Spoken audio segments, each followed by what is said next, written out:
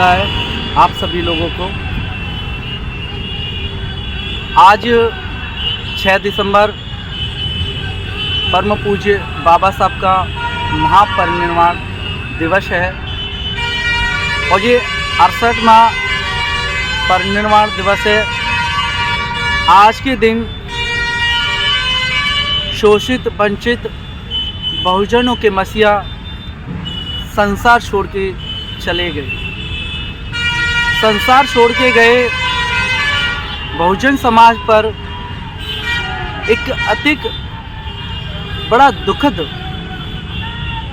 संदेश मिला कि परम पूज्य बाबा साहब संसार छोड़ के चले गए और इस दिन पूरा भारत का बहुजन समाज शोक में डूब गया। इस शोक को, इस बाबा साहब की क्षति को आज तक समाज में कोई भर नहीं पाया। बाबा साहब ने बहुजनों के समाज के कल्याण के लिए अपना पूरा जीवन लगा दिया और इस जीवन को लगा के इनमें सबसे ज़्यादा सबसे अधिक उन्होंने नारियों की मुक्ति के लिए बात की और नारियों को इन जंजीरों, इन बेड़ियों से मुक्त कराया। यहाँ तक उन्होंने अपने पत्नी को सुख ना दिया और पत्नी का दर्द भी ना बांटे और बच्चों की कुर्बानी को भी ना देखे, लेकिन उन्होंने अनेक बच्चों के बारे में सोचा, अनेक माता बहनों के बारे में सोचा। अपना परिवार का सुख त्याग कर उन्होंने समाज पूरे उनके कल्याण के बारे में सोचा। इसीलिए आज उस परम पूज्य बाबा साहब का परिनिर्वाण दिवस पर ये कहें कि हमारा समाज इतना जागृत नहीं, सोया पड़ा है। जो 6 दिसंबर को जागता है, जो 14 अप्रैल को जागता है, बाकी दिन वो फिर से रजाई ओढ़ के सो जाता है। तो मैं इतना ही कहूँगा कि उस व्यक्ति के इतने उपकार हैं जिनको जीवन में हम चुका नहीं सकते और इन एहसानों के तले आज भी हम बहुजन समाज दबा है। अगर डॉक्टर बाबा साहब के इन उपकारों को समझते हो तो उनके बताए हुए मार्ग पर तुम्हें चलना ही होगा और जब तक उनके बताए मार्ग पर नहीं चलोगे तब तक हमारा जीवन का कोई भी उत्थान नहीं होगा। डॉक्टर बाबा साहब ने हमें 2 चीज़ दी जिसको बड़ी गहराई और गंभीरता से सोचना चाहिए।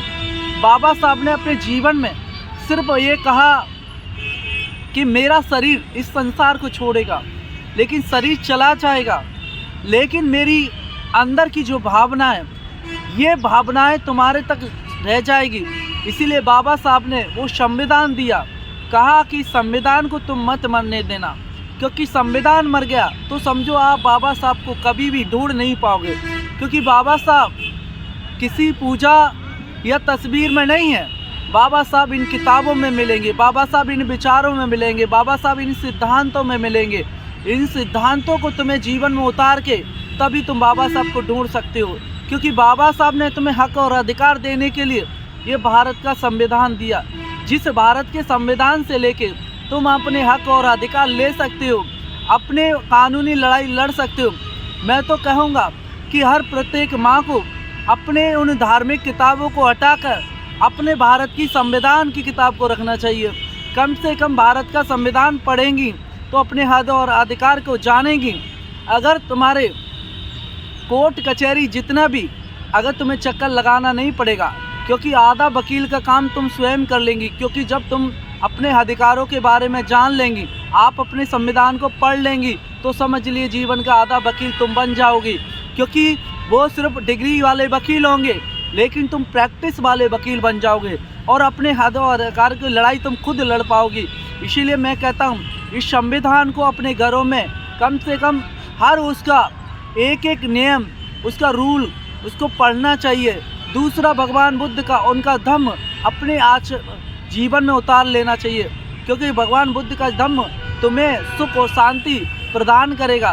क्योंकि घर में जितना भी कलेश, वो जितना भी मुक्ति इस संविधान के अनुसार और भगवान बुद्ध के धम्म के अनुसार ही तुम मुक्त हो सकते हो।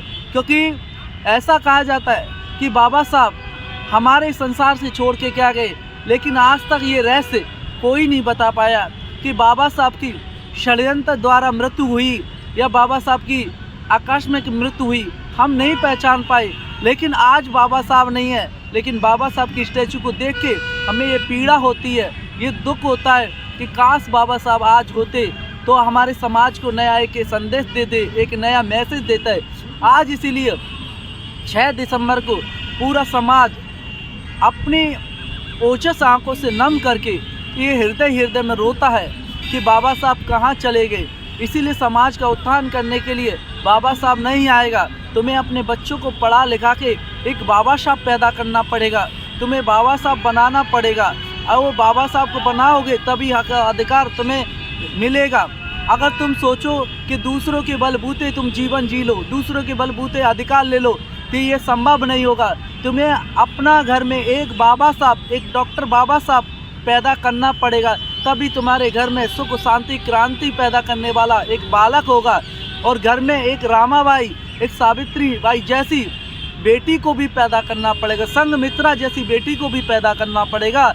जब तुम्हें हक और अधिकार मिलेंगे और धर्म की भावनाओं में चल के तुम अपने जीवन का उद्देश्य को पूरा कर पाओगे, अन्यथा ये जीवन का उद्देश्य कभी तुम पूरा नहीं कर पाएगा। तो आप सभी को बहुत बहुत साधुवाद, मंगल और सुखी रहे। और हमारा ये महापरिनिर्वाण पर आप सभी लोगों को दुख भरी कहानी है, लेकिन क्या बताएं, हम इतना ही व्यक्त करेंगे कि बहुत बहुत साधुवाद कि बाबा साहब तुमने हमें यहाँ तक लाए और ये जीने का अधिकार दिया। नहीं, हम तो जी भी नहीं पाते, ये आपके हद और अधिकार से की वजह से आज यहाँ तक है। तो आपका कोटि कोटि प्रणाम, आपको नमन, चरण बंदन करते हैं कि आपका ये उपकार जीवन में कभी हम नहीं चुका पाएंगे। साधु साधु साधु।